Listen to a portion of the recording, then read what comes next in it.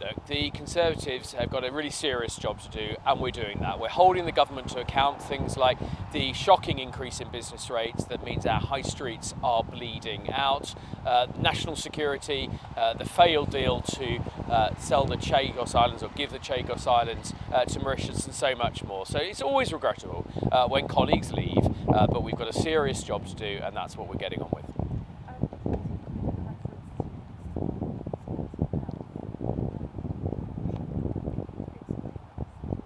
Look, I think that was wrong. We should be here in Westminster competing on the quality of ideas, who's got the best plans to restore our great country. The party retracted that and they said it was a mistake. Human beings do make mistakes, but it was always wrong to put that in there.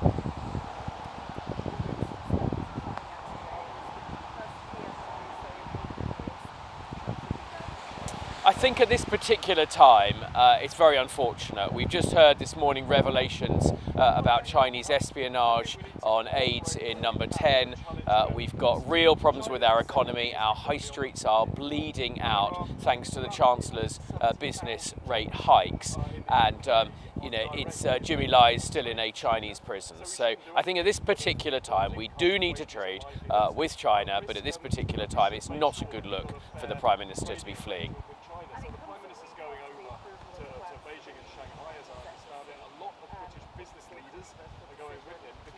They want to grow their businesses by doing trade with China as well, because it means jobs. I don't think the government should be trying to appease Beijing or China or any national country. We should collaborate and trade widely. That's how we make our prosperity as a nation. But it's just not a good look when we see concession after concession.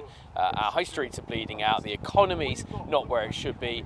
We need to spend more on our own defences. The deal that the Prime Minister's done with Mauritius to give away sovereign territory all makes us look weak on the world stage. There's enough for the Prime Minister to be getting on with.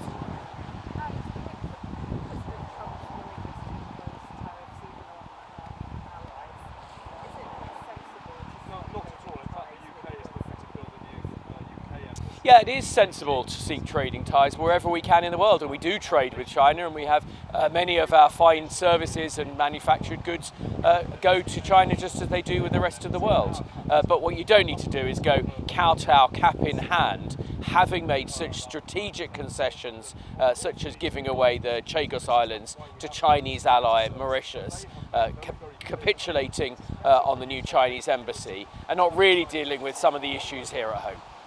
Thank you. Chris, I'm very pleased to say that Robert Jenrick resigned as a minister, that Suella did her best to fight from within, but failed. Whichever cabinet they were in, and it's difficult to keep up really, isn't it, because they change leaders so often, isn't relevant. What's relevant is we need experience of people on the front line. That has been the one commodity that we've been short of. We need people who've been there, who can share with us how government works, or perhaps more accurately, how government doesn't work. We also will only accept people who are prepared to put their hands up and admit that despite their best efforts, they failed. And I think you've heard that pretty clearly today. I've also set a deadline of May the 7th, after which we will not be accepting defectors. We'll then be looking for people to come into politics from outside of it. People with expertise in business, railways, energy, whatever it may be, because my view, and it's an outside view, but my view is you wouldn't run a company putting somebody in charge of a major department over which they had no knowledge at all and then reshuffle them 12 months later.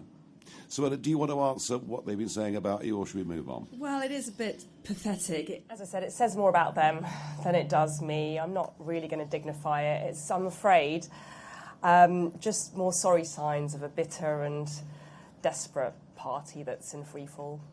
Yeah, and I thought the comments yesterday of Priti Patel were fairly extraordinary as well. Very extreme in every way. And I think these are the last thrashings of a dying political animal.